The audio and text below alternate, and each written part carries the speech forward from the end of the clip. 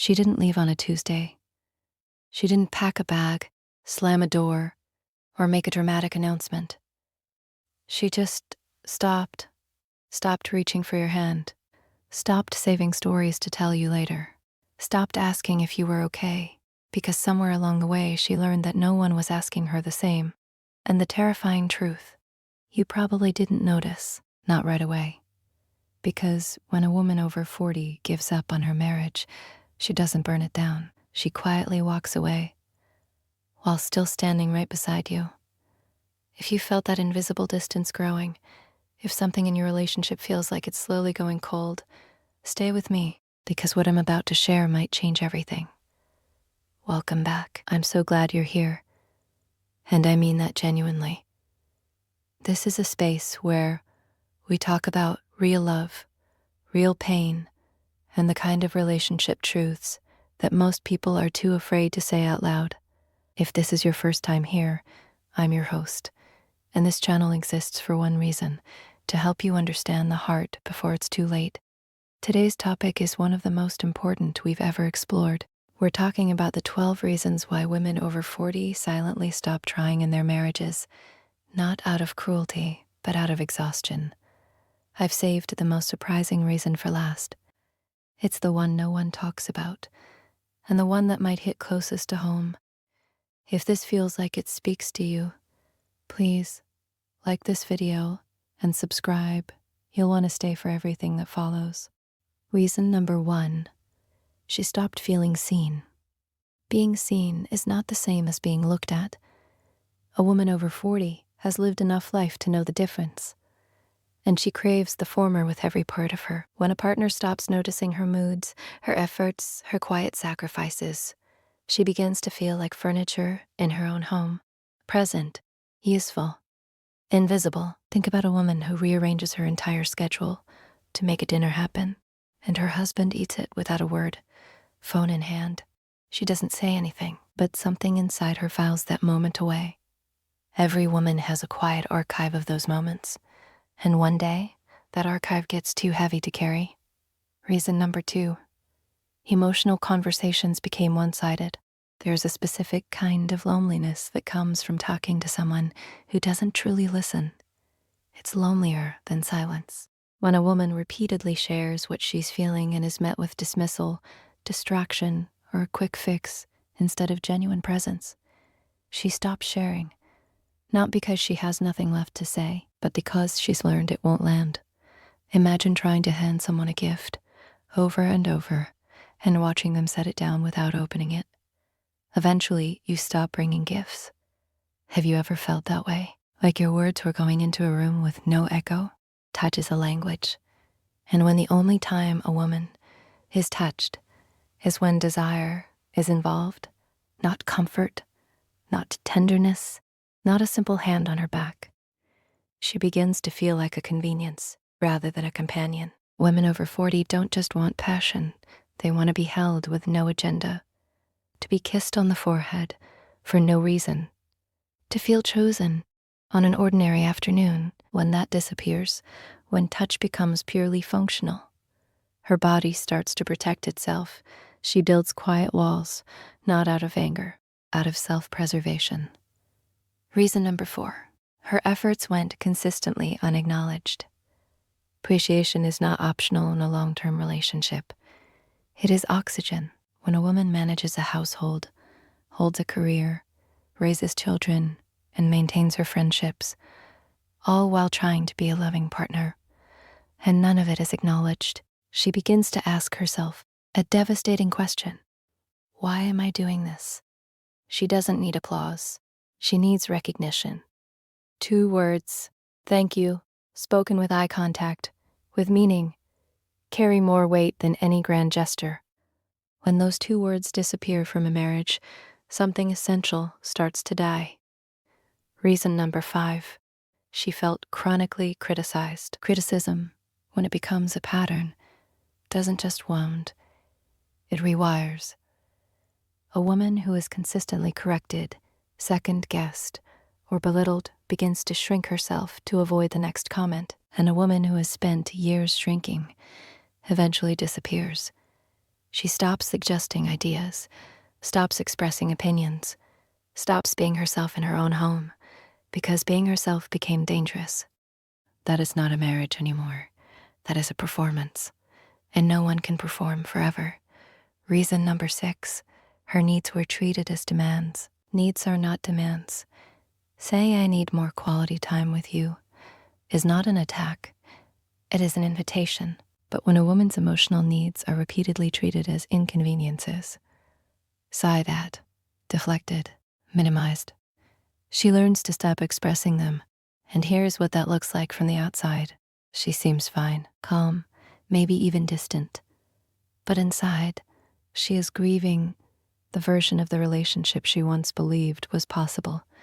That grief is quiet, and it is relentless. Reason number 7, she lost her sense of partnership. Marriage at its best is a team. Two people who face the world together, sharing decisions, sharing burdens, sharing dreams. When one partner begins making unilateral choices, dismissing input, or carrying the relationship's emotional labor alone, the team dissolves, and what's left is one person managing everything, while the other simply exists beside them. She didn't want a roommate. She wanted a partner. And somewhere, without anyone deciding it, that's what the marriage became. Reason number 8, intimacy beyond the physical was neglected. Intellectual intimacy, spiritual connection, shared laughter, the sense that this person truly knows who you are at your core and loves you for it. These are the invisible threads that hold a marriage together, and they require tending. When the last meaningful conversation a couple had was months ago, when they've forgotten what the other person dreams about, fears, or finds beautiful, the relationship hollows out from the inside. She can feel that hollowness, even when everything on the surface looks perfectly fine. Reason number 9, she felt alone in the responsibilities. There is a specific exhaustion that comes from being the one who always remembers the appointments, the children's needs, the household logistics, the emotional temperature of everyone in the home. When this invisible weight rests entirely on one person, and that person happens to be her, she doesn't just get tired, she gets resentful. Quietly, slowly, deeply. And resentment, left unaddressed, is the slow poison of even the strongest love. Reason number 10, her growth was not celebrated. A woman over 40 is often in the most powerful period of her self-discovery. She knows herself differently than she did at 25. She has opinions, ambitions, a clearer sense of who she is and who she wants to become.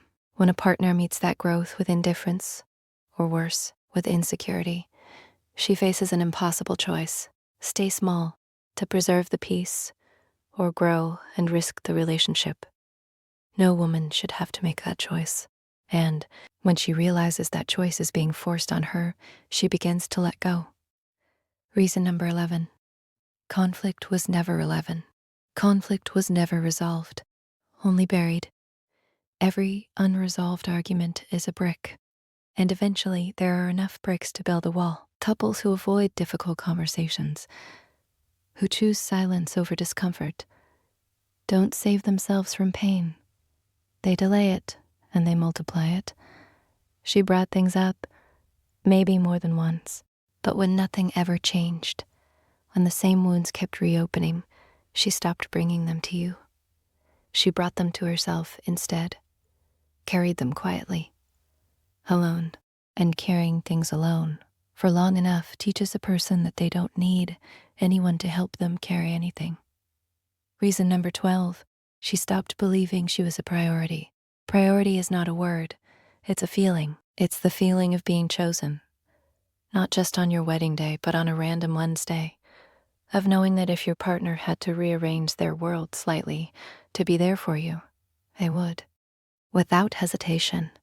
When a woman over 40 stops feeling like a priority, when the job, the phone, the friends, the hobbies all seem to come before her consistently, something inside her quietly accepts a painful truth. She is not first anymore, and maybe she never will be again. That acceptance is the last thing she feels before she stops trying. I want to speak to you directly for a moment, just you and me. If you've been listening to this and recognizing your own relationship, maybe from her side, maybe from his, I want you to know something important. She didn't stop trying because she stopped loving you. She stopped trying because she loved you for so long.